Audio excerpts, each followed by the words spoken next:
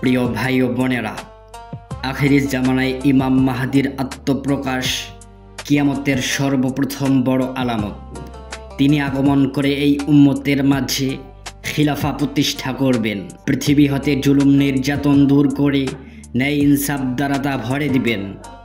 ইমাম ইবনে কাসির রহিমাহুল্লাহ বলেন, তখন ফল ফলাদিতে প্রচুর বরকত হবে, মানুষের সম্পদ বৃদ্ধি পাবে, ইসলাম বিজয়ী হবে, ইসলাম বিদ্বেষীরা পরাজিত হবে, চতুর্দিক দিয়ে কল্যাণ বিরাজ করবে। আজকের ভিডিওটিতে আলোচনা করব ইমাম মাহদির পরিচয়। কে এই ইমাম মাহদি, কোথায় তিনি আত্মপ্রকাশ করবেন, কতদিন তিনি রাজত্ব করবেন, তিনি কি 2028 সালে আত্মপ্রকাশ করবেন, ইত্যাদি নানান প্রশ্নের উত্তর জানবো আজকের এই ভিডিওটিতে। প্রিয় ভাই ও বন্ধুগণ, আমার চ্যানেলটিতে যারা নতুন, যারা আমার চ্যানেলটিকে এখনও সাবস্ক্রাইব করেননি, তারা আমার চ্যানেলটিকে সাবস্ক্রাইব করে আমাকে এগিয়ে নিতে সাহায্য করুন।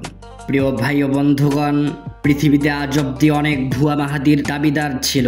ভারত, পাকিস্তান, ইন্দোনেশিয়া ইত্যাদি নানান জায়গাতে অনেক লোক নিজেকে ইমাম মাহদি দাবি করে। গোলাম আহমদ কাদিয়ানিও নিজেকে ইমাম মাহদি দাবি করেছিল, তবে তারা আসলে ইমাম মাহদি নয়, তারা ইমাম মাহদি নামের দাবিদার ভণ্ড প্রতারক।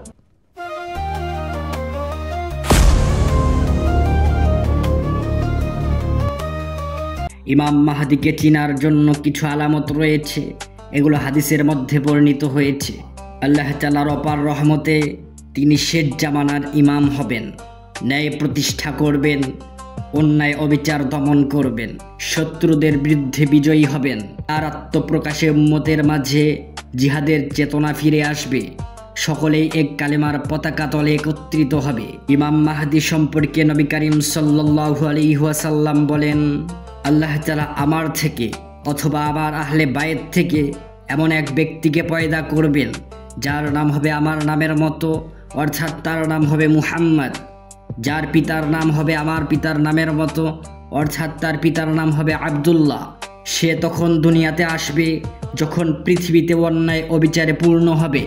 তিনি জমিনকে আদল ও ইনসাফে পূর্ণ করবেন। উম্মু সালমা রাদিয়াল্লাহু তাআলা আনহা বলেন যে রাসূল সাল্লাল্লাহু আলাইহি ওয়াসাল্লামকে বলতে শুনেছি যে মাহদি আমার মেয়ে ফাতিমার বংশ থেকে হবেন। আরেকটি হাদিস থেকে বোঝা যায়, আবু সাঈদ খুদরি রাদিয়াল্লাহু তাআলা আনহু বলেন, ইমাম মাহদির ললাট প্রশস্ত ও নাক উঁচু হবে, যিনি পৃথিবীতে ইনসাফ প্রতিষ্ঠা করবেন। ইমাম মাহদির রাজত্বকাল, একটি হাদিস থেকে বোঝা যায় যে ইমাম মাহদি পৃথিবীতে 7 বছর জীবিত থাকবেন, তারপর তিনি ইন্তেকাল করবেন। অন্য আরেকটি হাদিস থেকে বর্ণিত হয়েছে যে ইমাম মাহদি আলাইহিস সালাম 9 বছর জীবিত থাকবেন। আবু সাঈদ খুদরি রাদিয়াল্লাহু তাআলা আনহু বলেন, নবী করিম সাল্লাল্লাহু আলাইহি ওয়াসাল্লাম বলেছেন, আমার শেষ উম্মতের মধ্যে মাহদি প্রকাশ পাবে, আল্লাহ তার উপর কল্যাণের বারিধারা বর্ষণ করবেন, ভূপৃষ্ঠ খনিজ সম্পদে ভরে যাবে, গবাদি পশু বৃদ্ধি পাবে, মুসলমানদের হারানো মর্যাদা ফিরে আসবে। তিনি 7 থেকে 9 বছর তার রাজত্বকাল থাকবে। প্রিয় বন্ধুরা, আমরা ইমাম মাহদি সম্পর্কে কোরআন ও হাদিস থেকে সংক্ষেপে আলোচনা করলাম।